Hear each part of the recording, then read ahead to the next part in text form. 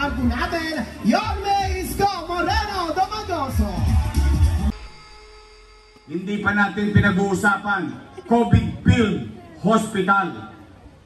300 million pesos na ospital dahil ayaw kong may mamatay na COVID patient na taga Maynila sa parking lot dahil wala nang bakante sa ospital. Meron tayo sa Luneta 300 plus bed capacity na itatag 52 days lang. Saan ko kinuha yung pera na yun? Ano sinabi ko? Hindi naman ako nagkubli sa mga taga Maynila eh. Kailan ako nagtago sa inyo? In fact, first time kayo nakakita. Ito, hindi ko nabubuhatin ng bangko ko ha.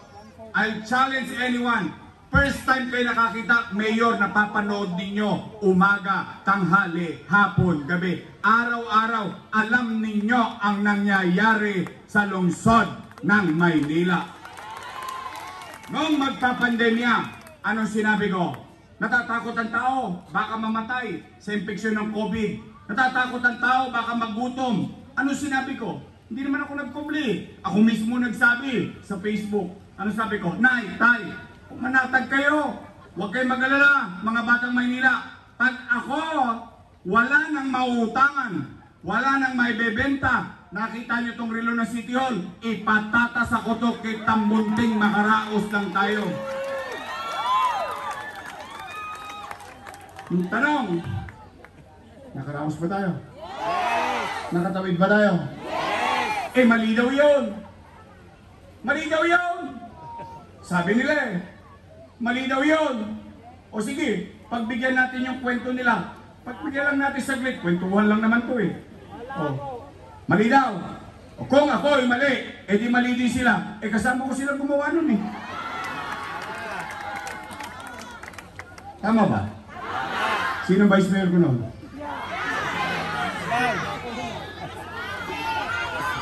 Kung mali, bakit nyo inaprubahan? Kung mali, bakit nyo pinagbotohan?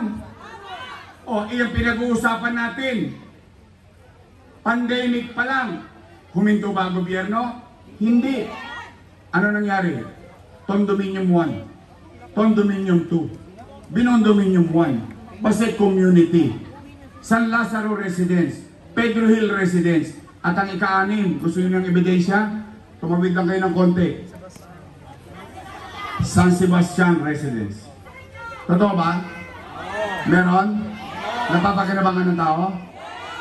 Ang nakakalungkot, nung bubuksan, nagka-cutting ribbon sila. Ang sabi nila, sila daw may gawa nung cutting ribbon. Pero yung ipinampatayo, utang, kasalanan ko. Wow! Hanip. To Joyce. Real talk lang pa man. Meron kang bars pero broke ka pa rin. Race cars at mga dope. Mic drop. Flip, tap, flip, tap, flap naman.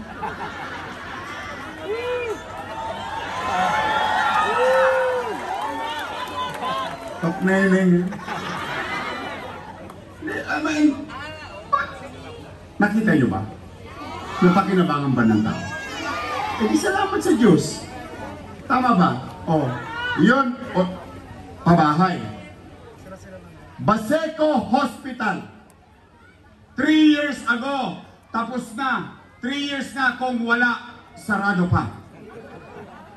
Ngayon, huwag nyo na akong iboto kung mali ang kwento ko. Pag may kakilala kayo sa Baseco, ipagtanong ninyo. 3 taon nang tapos yung ospital, hindi pa nabubuksan, 3 taon nang nakakalipas. Hindi ako doktor, sila doktor. Bagong ospital ng Maynila, 10-story fully air-conditioned public hospital. May MRI machine, may CT scan machine, pero wala pa taga Maynila nakagamit nito. Alam nyo kung magkano yan? Hindi po yan milyon. Daang-daang milyon ang halaga ng mga makina niyan. Bakit? Sa tinagal ko, sa eksperyensya ko sa gobyerno, namamatay na lang ang tao. Bakit? Hindi ma-diagnose. Bakit? Ang mahal ng MRI. Ang mahal na CT scan. Papapascan niya. Di chicha na lang niya. Kaya ano binibigay ito sa nanay? Yakapsul. Himaspirin. Wala kang magawa eh. Pero meron tayo. Hindi nagagamit. Nay, tay. Ay, mga kapatid nating Muslim. Ito naman itatagos ko ng ilong. Kaya sabihan niyo dyan. Si Bulig. Sabihan niyo yan. Hindi ko alam kung Muslim yan si Bulig eh. Sabihan niyo, ako hindi ko binubuhat ang bangko ko. 500 years history. May Chinese cemetery. May Chinese cemetery, North cemetery, South cemetery. Pero meron bang Muslim cemetery? Pero nagkaroon ng Muslim cemetery sa lungsod ng Manila. Totoo naman. Napapakinabangan ba ng mga kapatid natin Muslim? Andiyan na sila eh. Kapitbahay natin eh.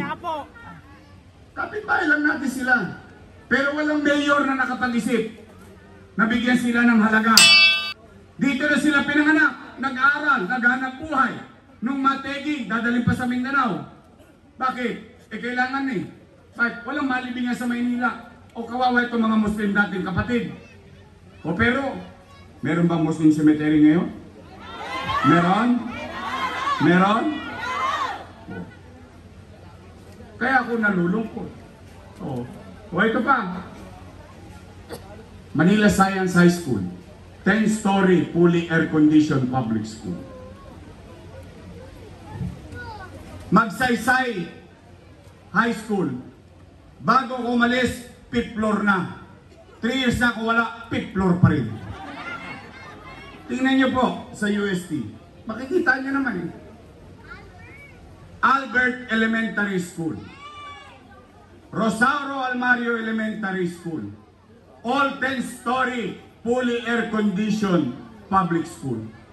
Ang sabi naman niya, si Yorme, sobra-sobra yung pinagawa. Ngayon lang ako nakarinig ng mamamayan o leader na nagre-reklamo ng ginawa ng isang leader ay sobra. Samantalang ang tao naghahanap nga lagi. Anong gusto natin, Mema? May magawa lang? Bakit ganyan kaganda? Bakit ganyan kaayos? Bakit ganyan kamoderno? Kasi gusto ko maging inspirasyon ang Maynila sa ibang lokal na pamahalaan na kung kaya ng Maynila, kaya din nila dahil mas mayaman sila sa atin. Ngayon, bakit ko binigyan ng palagayan? Produkto ko ng public school eh. I know how it feels.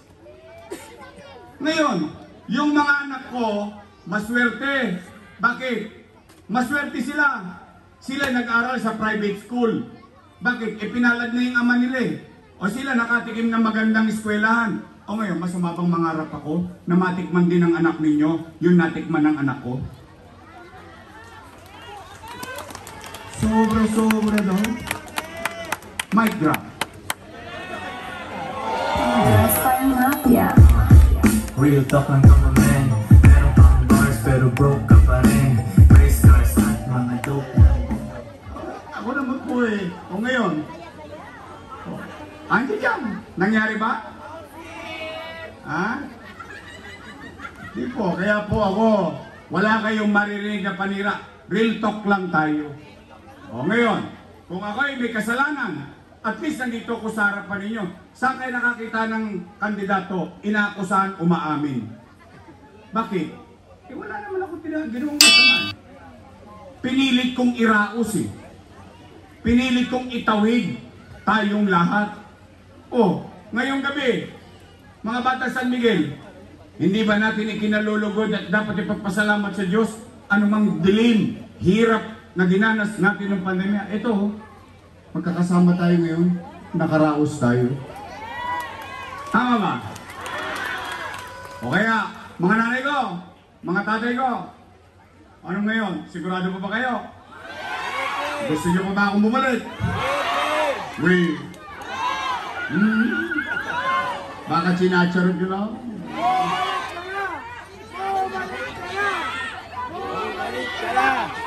Bumalik ka na! Amis? O sige. O yun, yung nasabi ko, yun yung may kwento na may kwenta. Pero yun yung nakaraan. O ano naman ang gagawin ko sa kinabukasan? O siguro dapat nyo rin marinig yun. Bakit? Isa, pag-uulat. Yung isa naman, pangarap. Anong una kong gagawin? May awa ang Diyos sa tulong ninyo. Nakabalik tayo. Anong una kong gagawin? Pero kayo tatanungin ko, Nay, Tay, mga lolo't lola ko, napapansin nyo ba yung napapansin ko din? Napapansin nyo na ba baka parang dumudugyot na naman ng Maynila ngayon? Talaga? Nararamdaman nyo? Nakikita nyo? Na dumudugyot ulit ang Maynila ngayon? Na parang wala na namang gobyerno? Si Edith Pati nagbalikan na naman? Napansin nyo? O Nay, Tay, para mabadali tayo, para uwi na. Ang una kong gagawin, yawa ang Diyos, sa tulong ninyo, lilinisin ko ulit ang lungsod ng Maynila. Pangalawa, kayo ulit tatanungin ko, Nay, Tay, napapansin nyo ba? Parang nagbabalikan na naman ang mga tulongges sa Maynila. Hold up dito, hold up doon. Snatching dito, snatching doon. Riding in tandem dito, riding in tandem doon. Ma-addict dito, addict doon. Nagbalikan na naman sa Maynila. Ay, mga addict. 37 days na lang. Tigilan nyo na yung trumpeta. Tigilan nyo na yung roll. Dapat ganito na lang, ha? 2 years. Guys, parang mafia. Real talk lang to my man. Meron kang bars pero broke ka pa rin. Ito walang chemical. Don't panic. But kidding aside, Nay, Tay. Nay, Tay, mga batang Maynila. Mayawa ang Diyos. Sa tulong ninyo, nakabalik tayo. Ibabalik ko sa inyo ang gobyerno sa umaga, sa tanghali, sa hapon, sa gabi, hanggang madaling araw. May gobyerno pa sa lungsod ng Maynila. Dahil mag-iikot na naman si Yorme hanggang madaling araw para kalawitin ang mga tulongges sa lungsod ng Maynila. Kaya, sa mga tulongges, na nanonood yan, sabi ni Freddy Aguilar, magbago ka. Bago ka. Hindi ka magsisi sa huli. Oh. Yun yung dalawa. Yun ang unahin ko. Bakit? Walang tosgas yun. Walang gastos yun eh.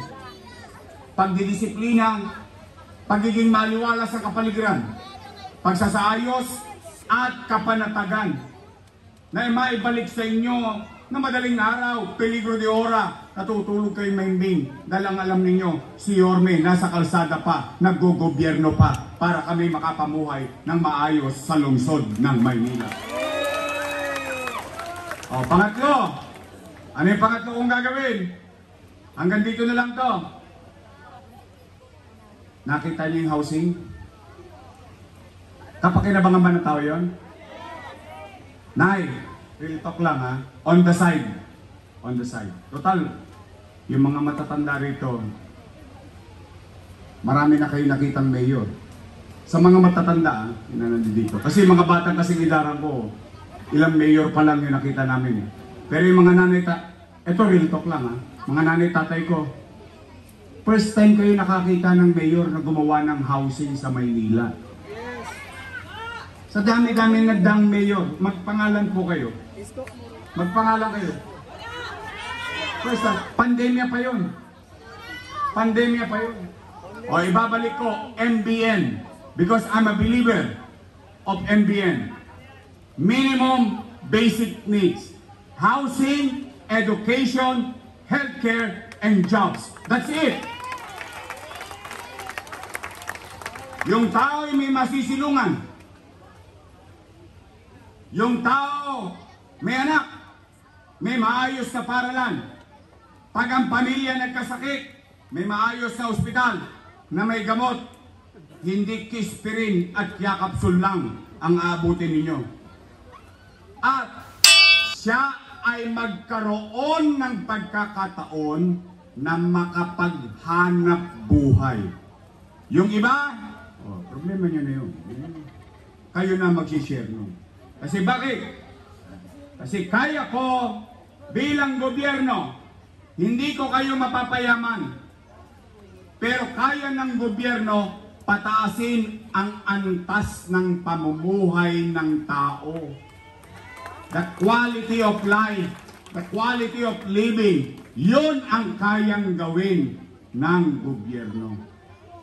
O Nay, Tay, gusto niyo pa ba akong bumalik? Sigurado ba kayo dyan?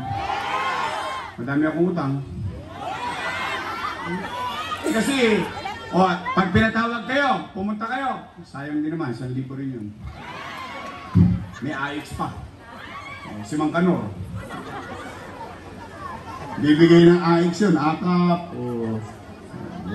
Bali, tanggapin. Pera nyo naman yun eh. Pero sa totoo, bawal yan ha. Alam nyo, hindi lang ako pikon eh. Hindi lang ako mapagpatol. Yung ginagawa nila, bawal na yun eh. Pangalipusta na sa katayuan natin yun eh. Noong 27 ng Marso, paurong, pwede pa. Pero ang 28 ng Marso, hindi na pwede yung ginagawa nila. Pero ginagawa pa rin nila ngayon. Parang sila ang siga ng gobyerno. Parang walang batas sa kanila. Pero nandiyan na yan. Okay na yan. Matatalino naman kayo. Tinuturuan tamad yung mga tao. Tita mo? Sabi sa inyo may mga matitinong tao eh. Ako naniniwala ako matalino ang mga taga Maynila. Anyway, hindi nyo naman hiningi yun eh. Gusto naman nila ibigay, tama? Kunin nyo. Kumain na ba kayo? Pag dumating 1,000 nila, panchicha nyo. Nay, Tay. Ito naman. Pwede ba akong makiusap? Talaga bang sigurado kayong gusto nyo akong bumalik? Kasi sasabihin na naman nila, pag pinatawag nila, utang. Okay, utang. Ganun, gagalaiti pa yun. Nakikita ko sabihin, utang nila niya. No? Utang na nila. O sige, pag nakita nyo po sila, pwede ba makisuyo? Pasabi nyo naman, oy, puro daw kayo utang. Umalis na raw kayo dyan, si Yorme na lang magbabayad. Pwede? Promise? Asahan ko yan ha?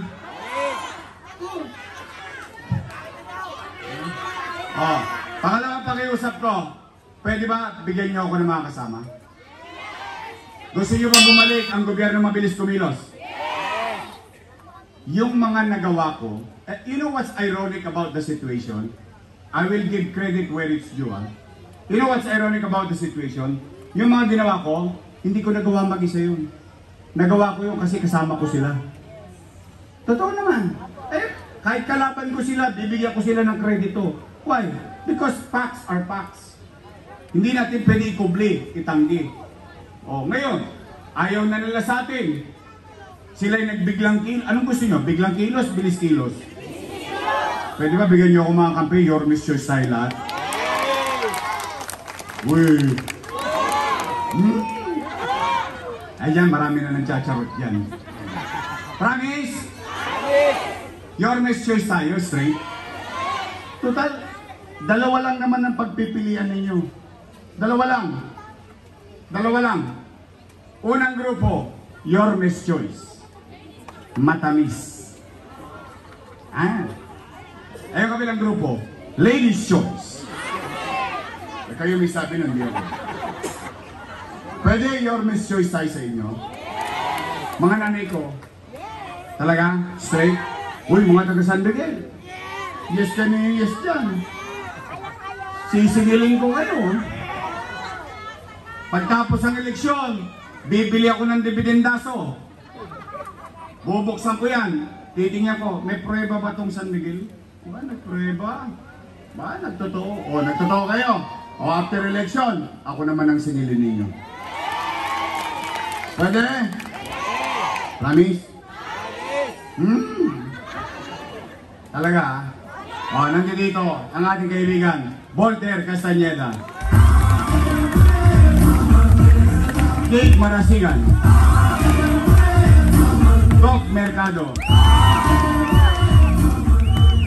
Elmer Joel Park. Christian Uy.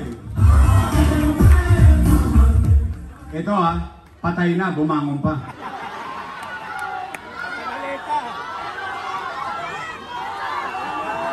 Noy!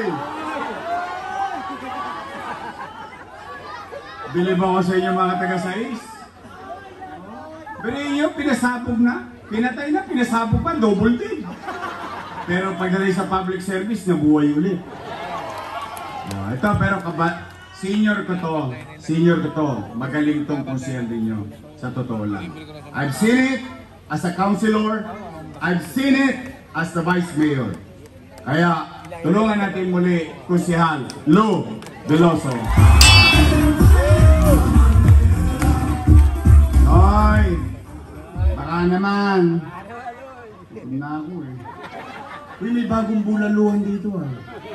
Dito San Miguel. Dito, nakatira na ba kayo? Ang haba ng pila, nung isang linggo, titira sana kami. Dito lang ako, masarap po yung bulaluhan. O, nakikita ko sa TikTok eh. O, ang atin naman congressman. Ha? Palitan na natin si Mang Kanor.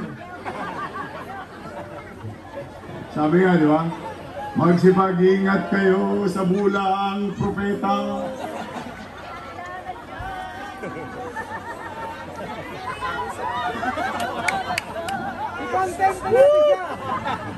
Tay! Ang inyong kapitbahay, gawin natin Congressman Joey! Oy!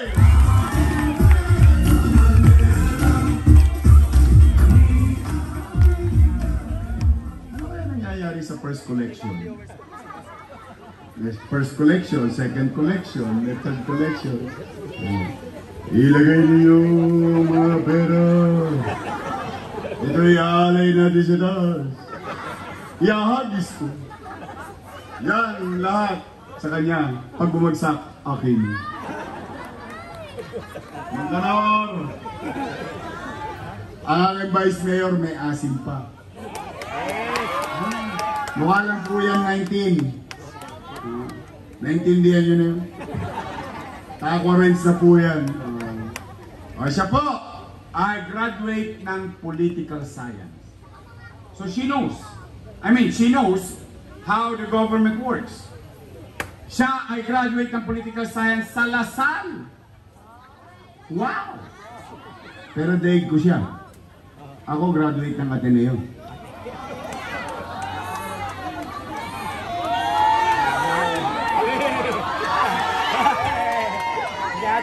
Parang ayaw niyo maniwala.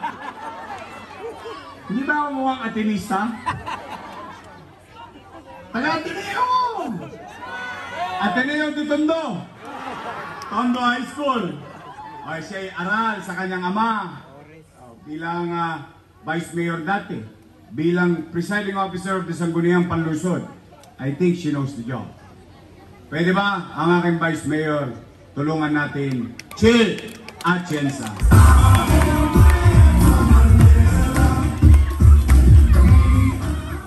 Kompleto na. Baka makalimutan nyo ako. Hindi, basta makakaasa ba kami? Huwag mo isagad, 3 joints na mo nangyayari sa'yo. 2 joints lang. Nay, tay. Thank you sa oras nyo. Oh, may narinig ba kayong panira? Wala. Anong ginawa natin? Real talk lang. Tama ba? Kwento na may kwenta. Ngayon, nangarap sa tulong ninyo may sasakatuparan para sa kapanatagan ng pamumuhay ng bawat pamilyang Manileño. So muli, Nay, Tay, katulad na rin na sabi ko kanina, I cannot do it alone.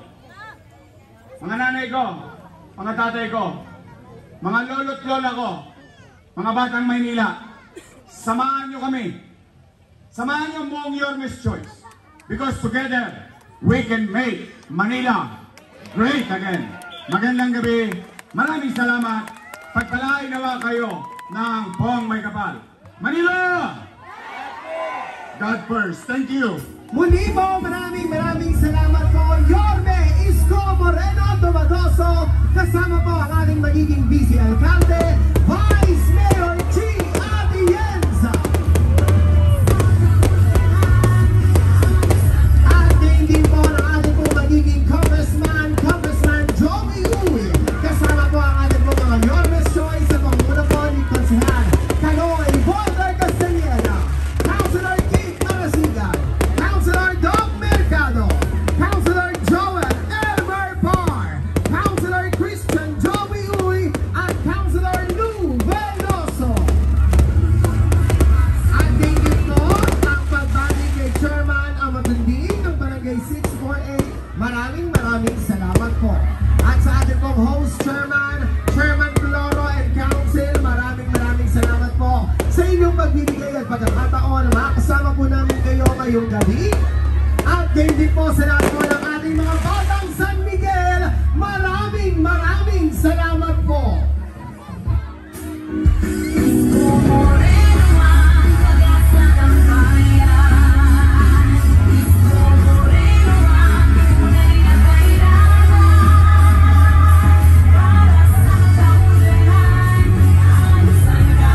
Muli sa lahat po ng ating pong mga nakasama, ang ating pong mga kaagapay, maraming salamat po. At sa lahat po ng ating pong mga barangay officials na kasama po natin ngayong gabi, maraming salamat.